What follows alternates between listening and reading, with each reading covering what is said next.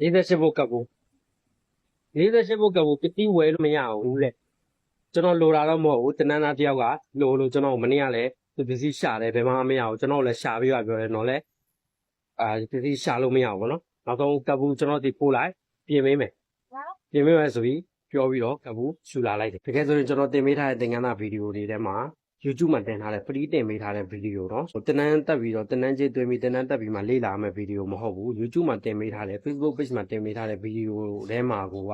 ဗီဒီယိုနှစ်ပုတ် Resistor တွေကိုအုံတမို့ဖတ်တဲ့သင်ခန်းစာဗီဒီယိုနဲ့ MOSFET IC တွေအကြောင်းတင်ပေးထားတဲ့သင်ခန်းစာဗီဒီယိုကိုကြည့်မှဆိုရင် MOSFET IC တွေအကြောင်းသင်ခန်းစာကိုတော့ကြည့်ရင်ပဲကပ်ဘူးကို90%ပြင်တက်ပြီ Resistor တွေအကြောင်းကိုတေချာလေ့လာမှဆိုရင်ကပ်ဘူးကို80%ပြင်တက်ပြီအဲ့တော့တကယ်ဆိုရင်အဲ့ဒါလေးလေးလာမှဆိုကျွန်တော်တို့ဒီကပ်ဘူးတောင်ပို့စရာမလိုဘူးဒါပေမဲ့အခုလိုပစ္စည်းဝယ်လို့မရဘူးတစ်ဖက်လူကလည်းသူလည်းခက်ခဲနေတဲ့အခါမှာကျွန်တော်ပို့ခိုင်းလိုက်တယ်ပြင်ပေးမယ်ကျွန်တော်ဒီမှာဘယ်လိုပုံစံလေးပြင်သွားလဲဆိုတာလည်းနည်းနည်းလေးကြည့်ချင်တာဗျာတချို့ကြတော့ဒီကပ်ဘူးပြင်တာကိုပြပေးတာမဟုတ်ဘူးပြင်နေဆိုတာပဲပြောပြတာကပ်ဘူးကိုပြထားတယ်ပြင်လိုက်တယ်ကန်စမိန်မှာတက်တယ်ကောင်းသွားတယ်ဆိုတာပဲပြတာဒါပေမဲ့သူတို့ပြတာသူတို့ marketing ကနားလေရခက်တယ်ဗျာဘယ်လိုကြီးလဲတော့မသိဘူးပေါ့နော်ဟို line ပေါ်မှာမန်မထောင်ခြင်းတို့ဘာတို့ကပ်ဘူးတာပြင်လိုက်တယ်ပြင်တဲ့အကြောင်းတာပြောနေတာပြင်ပြတာလည်းမဟုတ်ပြင်တဲ့နေကိုတင်ပေးတာလည်းမဟုတ်ဒါပေမဲ့ကပ်ဘူးပြင်နေနဲ့ပြောထားတဲ့စကားတွေကတမျိုးကြီးပဲပေါ့နော်မန်မထောင်ခြင်းတို့ဘာတို့အစုံပဲဗျာအဲ့တော့ကျွန်တော်တို့လည်းဟိုမန်ထောင်ခြင်းမှတော့ပေါ့နော်ဒီဟာကိုကျွန်တော်အခချင်းငွေယူပြီးတော့တင်သို့မဟုတ်အထာကြီးနဲ့ကျွန်တော်တင်ပြလိုက်ပြင်လိုက်ပါပြီဆိုပြီးတော့ပဲလောက်ပြမှာပေါ့နော်ဒီဟာတွေကို free တင်ပေးနေကြအကြောင်းမရှိဘူးပေါ့နော်တချို့ကအဲ့လို free တင်ပေးတာတော့ဘာလို့ဆိုမကြိုက်ဘူးဘာလို့မလိုမှန်းကိုမသိဘူးပေါ့နော်အဲ့တော့တသက်ကိုလောင်တဲ့အုပ်စုကတသက်ကိုရှိတယ်ပေါ့နော်โอเคအခုဒီကပ်ဘူးကိုကျွန်တော်အခုဒါစမ်းသွားတဲ့နီးလေးနဲ့လာလောက်သွားတဲ့ပုံစံလေးကိုကျွန်တော်တို့လိုက်ကြည့်လိုက်နော်ကပ်ဘူးကိုဖြုတ်မယ်ဒီအရှိကနတ်ဖြုတ်မယ်ဒီဘေးကနတ်ဖြုတ်မယ်နော်ဒီအနောက်ကနတ်မဖြုတ်ဘူး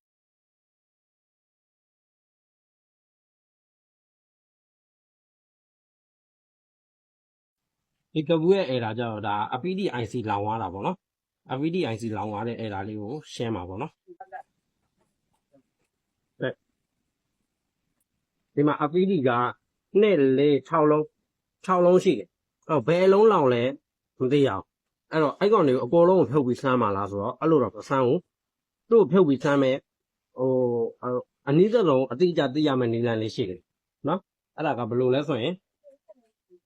control ကပ်ဘူးတို့ကပ်ဘူးမှာမော်တာကျိုး3ချောင်းရှိတယ်ဒီမော်တာကျိုး3ချောင်းဒီမှာပတိအနီအနက်ရှိမယ်ပတိအနီအနက်ရဲ့အနက်နဲ့မော်တာကျိုး3ချောင်းနဲ့ short ကျစရာအကြောင်းမရှိဘူးအနက်ကျိုး ground ထားလို့တော့ခေါ်လိုက်မယ်ဒီ ground နဲ့ ground ပတ်လန်းနဲ့ဒီမော်တာကျိုး3ချောင်းလုံးဒီအစိမ်းရောအဝါရောအပြာရောမော်တာကျိုး3ချောင်းလုံးဒီအနက်ပတိ main ကျိုးနဲ့short ကျနေစရာအကြောင်းမရှိဘူးကျနေပြီဆိုရင်ဒါ APD လောင်တာဟုတ်ပြီ APD က6လုံးဆိုတော့ဘယ်အလုံးလောင်လဲဆိုတော့ကျွန်တော်တို့အနည်းသက်ဆုံးကြည့်ကြည့်မယ်နော်ဟုတ်အတန်စကေးမှာထားမယ်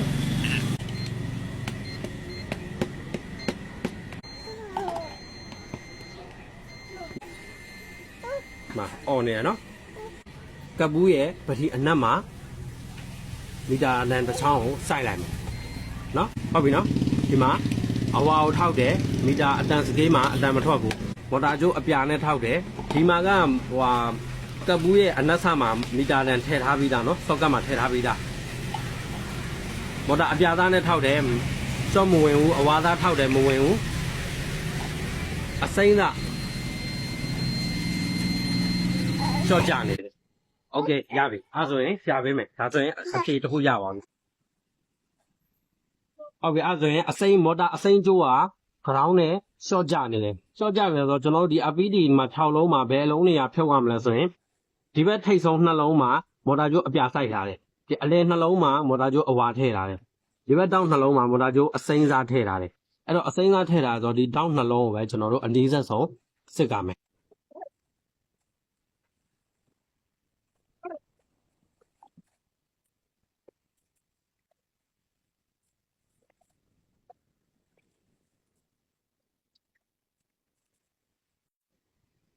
ဆိုတော့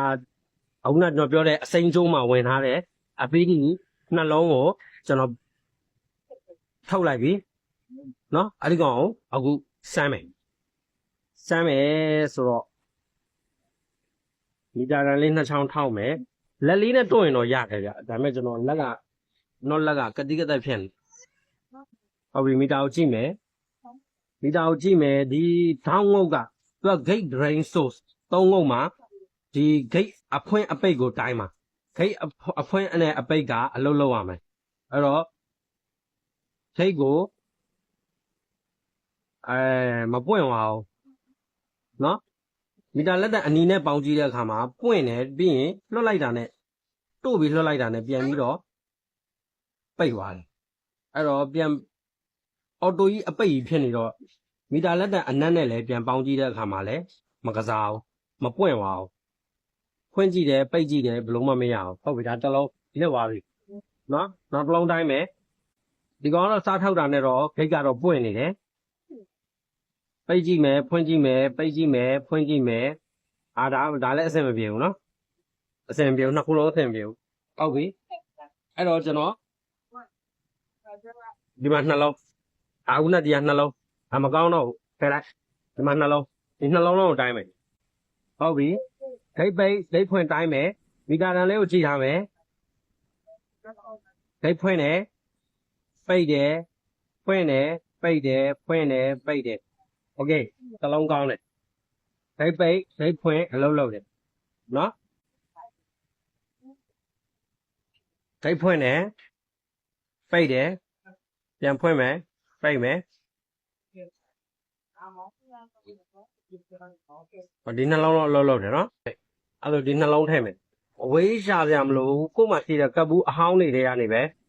ဂိတ်ပိတ်ဂိတ်ဖွင့်အလုပ်လုပ်တဲ့ဟာပြန်ထည့်ပေးရုံပဲနော်ဒါဒီနှလုံးကဒါလစ်သွားပြီဘာဖယ်လိုက်တော့သူ့ FPD တွေပြန်ထည့်မယ်နော်ခုနကောင်းတယ်ဆိုတဲ့ FPD ကိုပြန်ထည့်မယ်ထည့်ပြီးအောက်က6တောင်းငိမ့်အောင်ဒီကနေနက်အရင်ဆွဲလိုက်တော့အောက်ကိုခဲပြန်ဆွဲမယ်နော်ခဲပြန်ဖိုးတဲ့နေရာမှာသူကတစ်ခုနဲ့တစ်ခုနီးနေတဲ့ခါကျတော့တစ်ခုနဲ့တစ်ခုမထိသေးနဲ့ပေါ့နော်တခြားလေး view design နဲ့ပြန်ထည့်မယ်သွားပြီးထိပြီးတော့ညှိနေစော့ကြမယ်နော်ဒါရပြီအဲ့ဆိုရင်ဒီမှာ short ပြန်ဆန်းမယ်ပတိအနက်မှာထိုးမယ်အဝါကျိုးမှာ short မရှိဘူးစိမ့်ကျိုးမရှိဘူးအပြာကျိုးမရှိဘူးโอเค short ရှင်းသွားပြီ